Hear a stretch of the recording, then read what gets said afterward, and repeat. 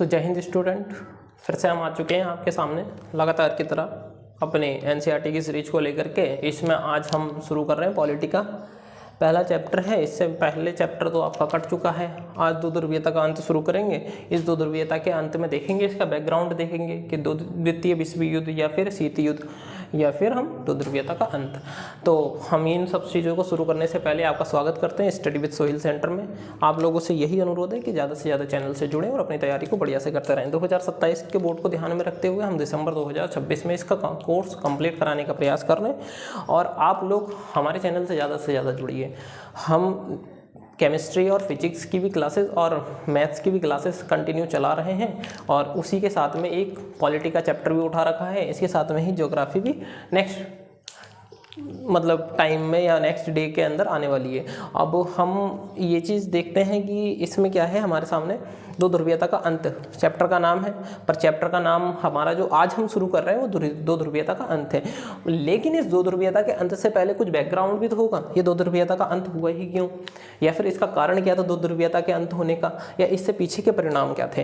तो इन सारी चीज़ों को हम देखेंगे और इन सब चीज़ों को देखने से पहले हम क्या करेंगे कि जो दो ध्रुवीयता है या एक ध्रुवीयता, फिर इसके बाद में एक ध्रुवीयता या फिर दो ध्रुवीयता जो है विश्व युद्ध की शुरुआत कैसे हुई थी या दो ध्रुवीयता का अंत कैसे हुआ, ये सारी चीज़ें हम देखेंगे। और इन सब चीज़ों को देखने के बाद में ही हम अपने चैप्टर को कंटिन्यू करेंगे। आज हम ये देखेंगे कि शीत युद्ध कैसे हुआ, ठीक है, वर्ल्ड वॉर के बाद में कैसी व्यवस्थाएं आई जो कि शीत युद्ध शुरू हुआ, और जब व्यवस्थाएं आई ऐसी या फिर किन देशों के बीच में शीत युद्ध चल रहा था, या फिर दो ध्रुवीयता का अंत हुआ। फिर उसके बाद में बर्लिन की दीवार भी है एक कॉन्सेप्ट, सोवियत संघ भी है, मिखाइल गोर्बाचोव हैं, और जो मतलब राष्ट्रपति अमेरिका के राष्ट्रपति जॉर्ज बुश हैं, क्लिंटन हैं, इन सब लोगों के बारे में देखेंगे हम और समझते हुए चलेंगे।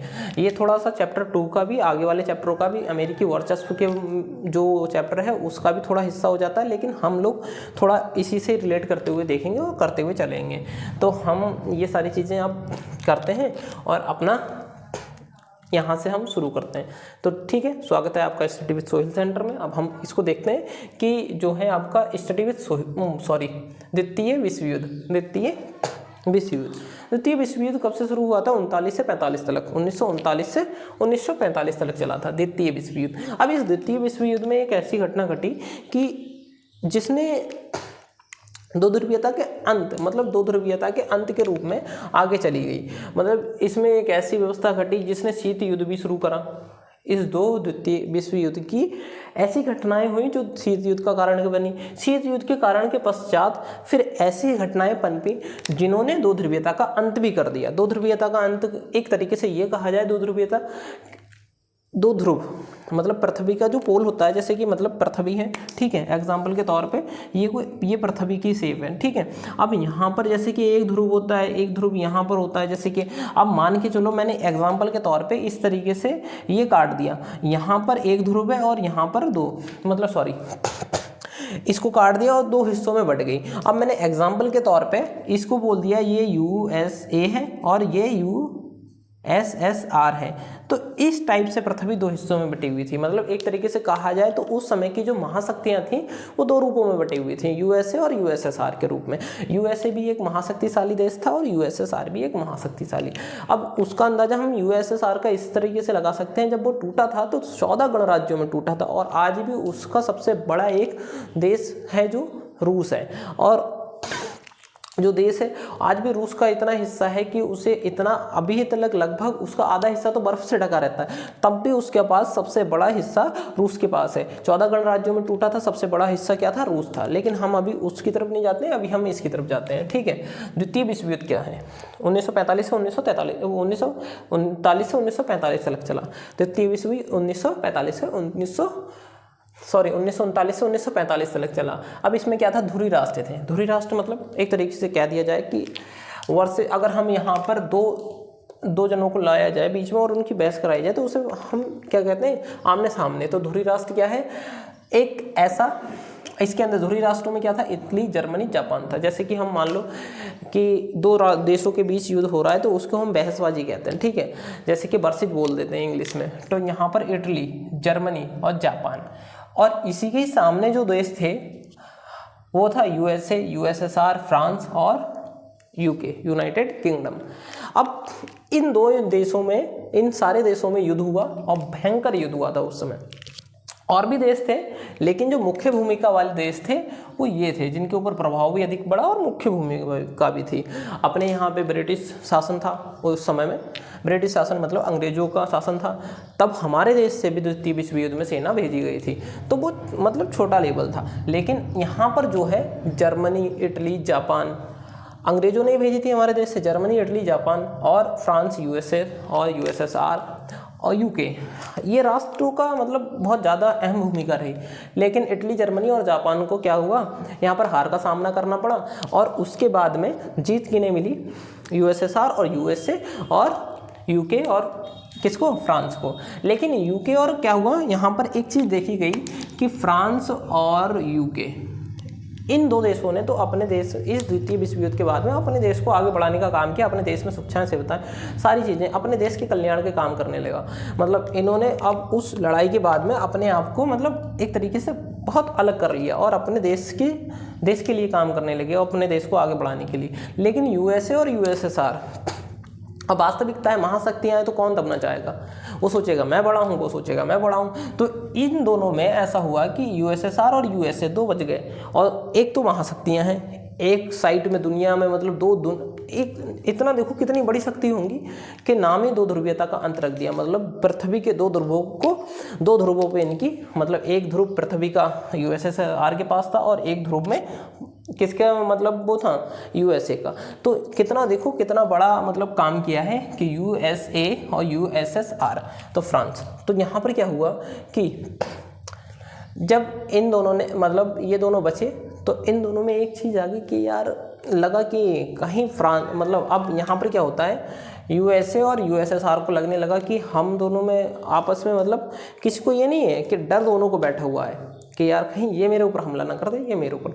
अब इसके बाद में ही एक शीत युद्ध चलता है। शीत युद्ध ऐसा काल था, अगर इसकी परिभाषा देखें, शीत युद्ध ऐसा कालखंड है जिसमें तनाव व संघर्ष की स्थिति हमेशा निरंतर बनी रहती है परंतु युद्ध नहीं होता। अगर आपको अगर इसकी परिभाषा लिखनी हो तो आप ऐसे लिख सकते हैं, शीत युद्ध एक ऐसा कालखंड माना जाता है या फिर शीत युद्ध ऐसा युद्ध काल था जिसके अंदर संघर्ष और तनाव की स्थिति हमेशा निरंतर बनी रहती थी परंतु युद्ध नहीं होता था। शीत युद्ध एक ऐसा काल है जिसके अंदर संघर्ष और तनाव की स्थिति हमेशा बनी रहती थी परंतु क्या नहीं होता था, युद्ध नहीं होता था। शीत युद्ध का कालखंड 1945 से 1991 तक माना जाता है। देखिए अब देखो 1939 से 1945, जैसी 45 से वर्ल्ड वॉर खत्म हुआ उसके तुरंत बाद शीत युद्ध शुरू हो गया 1945 से 1991 तक। अब यहाँ से रिलेट करेंगे 1991, मतलब 1991 में किसका विघटन हो जाता है, सोवियत संघ का। तो अभी हम उधर नहीं जाते, अभी इधर। तो आपने परिभाषा लिख ली होगी, आशा है कि शीत युद्ध एक ऐसा कालखंड है जिसमें तनाव और संघर्ष की स्थिति हमेशा बनी रहती है परंतु युद्ध नहीं होता है। परंतु क्या नहीं होता है, युद्ध नहीं होता है। तो और इसका काल 1945 से 1991 तक माना गया। शीत युद्ध वास्तव में दो देशों के बीच का समय या फिर दो देशों के बीच के तनाव की स्थिति को दर्शाता है। शीत युद्ध वास्तव में दो देशों के बीच की तनाव की स्थिति को दर्शाता है। जो दो देश क्या थे, यूएसए और यूएसएसआर थे। इसकी परिभाषा आप अगर लिखेंगे तो बहुत अच्छी परिभाषा है। देखिए शीत युद्ध ऐसा कालखंड या फिर शीत युद्ध उसे कहते हैं जिसमें तनाव और संघर्ष की स्थिति निरंतर बनी रहती है, उसे शीत युद्ध कहते हैं परंतु युद्ध नहीं होता। यह काल 1945 से 1991 तक माना गया था। इसमें यूएसए और यूएसएसआर की मुख्य भूमिका थी जिसमें निरंतर तनाव बना रहता था। इसमें यूएसए और यूएसएसआर की मुख्य भूमिका थी जिसमें निरंतर तनाव बना रहता था। 1 मिनट वीडियो देख लें, जिसमें निरंतर तनाव बना रहता था। तो यहाँ आपने देखा कि शीत युद्ध क्या था, ये देख लिया कि तनाव की स्थिति है परंतु युद्ध नहीं है। 1991 से 1945 तक है। मुख्य भूमिका इसमें किन देशों की है, इसमें मुख्य भूमिका उन दो देशों की है जो यूएसए और यूएसएसआर हैं, जो पृथ्वी पर दो ध्रुव हैं, मतलब इनके महाशक्ति हैं पृथ्वी पर। अब हम इस 1945 से 1991 के बाद सीधे चलते हैं हम किस पे, 1991 दो ध्रुवीयता के अंत की ओर। अब दो ध्रुवीयता के अंत की ओर 1945-1991, इसमें एक और चीज़ आएगी इसी कालखंड के बीच में। अभी तो हम यहाँ पे दो ध्रुवीयता का अंत देख रहे हैं कैसे हुआ था। अभी इसके जस्ट बाद एक बर्लिन की दीवार आएगी जो इसी कालखंड के बीच में है, ठीक है। और वो उस दीवार का भी बहुत बड़ी अहम भूमिका है, जो साम्यवाद और पूंजीवाद को दो देशों में अलग थलग करती है। उस दीवार की भी बहुत बड़ी भूमिका है, लेकिन उस दीवार को तोड़ने का काम वहाँ की ही जनता ने किया था आक्रोशित होकर के। उसके पीछे का हम पूरा बैकग्राउंड जानेंगे बढ़िया तरीके से। अब हम देख लेते हैं आशा करते हैं ये सारी चीज़ें बढ़िया तरीके से समझ में आई होंगी। अगर नहीं आई हैं तो आप हमें कमेंट में बता सकते हैं, हम इसको डाउट को क्लियर करने का कोशिश करेंगे। लेकिन उम्मीद ये है कि हमने जितनी अच्छे तरीके से बताया है कि आपको ये समझ में तो आया होगा। अब दो ध्रुवीयता का अंत देख लेते हैं। दो ध्रुवीयता का अंत, सबसे पहले दो ध्रुवीयता में दो ही देश शामिल थे, यूएसए और यूएसएसआर। अब यूएसए और यूएसएसआर थे, इनमें एक डर सता रहा था कहीं ये मेरे ऊपर हमला ना करते, मतलब यूएसए मेरे ऊपर। हम एक चीज़ देखते हैं, यूएसए सोचता था यूएसएसआर इस पर, वो यूएसए सोचता था, यूएसएसआर सोचता था यूएसए इस पर हमला ना कर दे। इसकी तरफ मैंने तीर घुमा दिया तो ये इसके यूएसए यूएसएसआर पर हमला ना कर दे, परंतु यूएसएसआर, ठीक है, यूएसएसआर, अब यूएसए सोचता था यूएसएसआर इसके ऊपर हमला ना कर दे, ठीक है।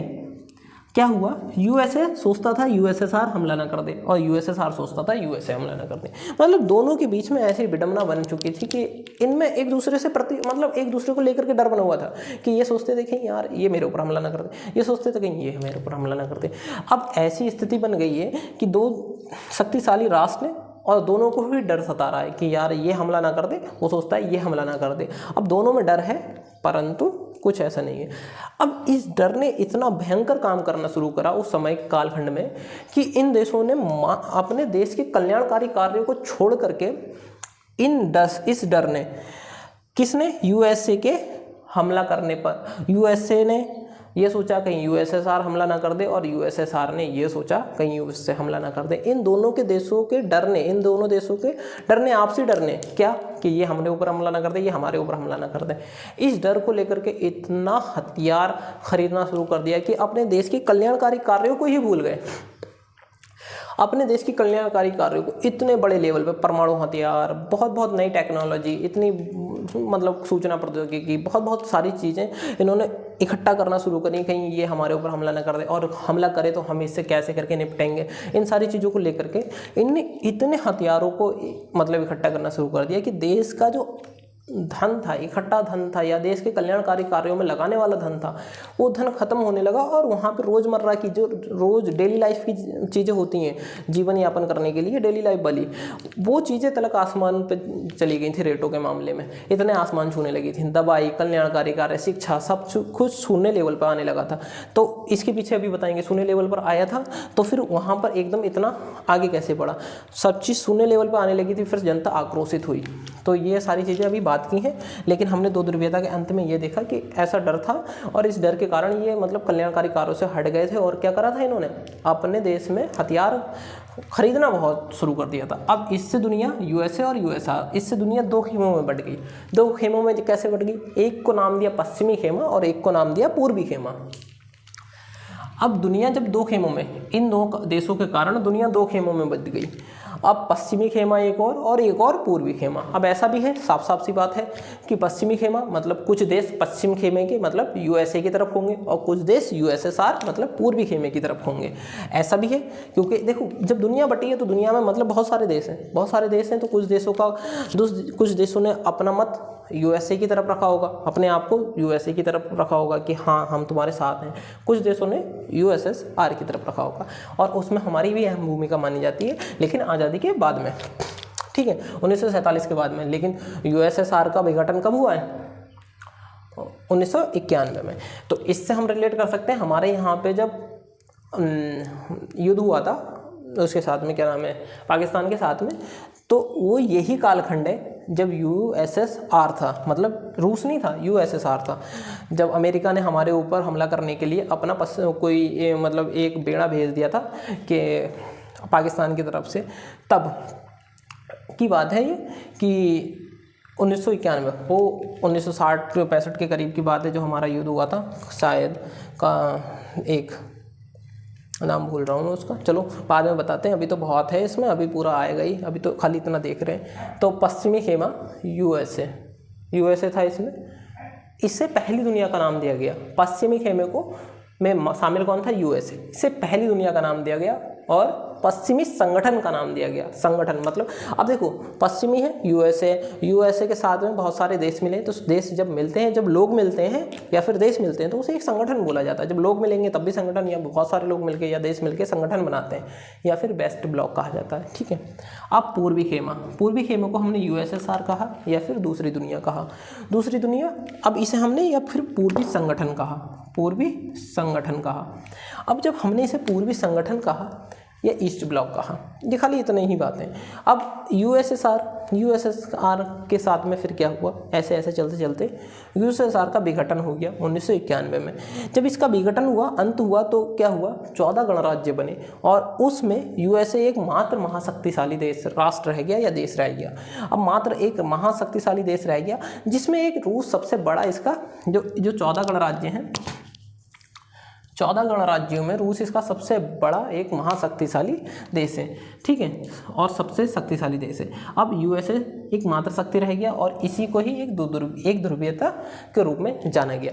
अगर हम दो ध्रुवीयता की परिभाषा लिखें तो दो ध्रुवीयता की परिभाषा में हम कैसे लिखेंगे, तो देखिए यहाँ से ही मैं आपको समझाने का प्रयास करता हूँ। दो ध्रुवीयता का अंत यूएसए और शीत युद्ध के पश्चात हम लिखेंगे। दो ध्रुवीयता का अंत शीत युद्ध के पश्चात यूएसए और यूएसएसआर, यूएसए और यूएसएसआर की आपसी मतभेदों के कारण जब दुनिया दो खेमों में बंट गई, जिसे पश्चिमी खेमा और पूर्वी खेमा कहा जाता है, उसके ही पश्चात पश्चिमी खेमा और पूर्वी खेमा कहा जाता है, उसके पश्चात यूएसएसआर का विघटन 1991 में हो गया था।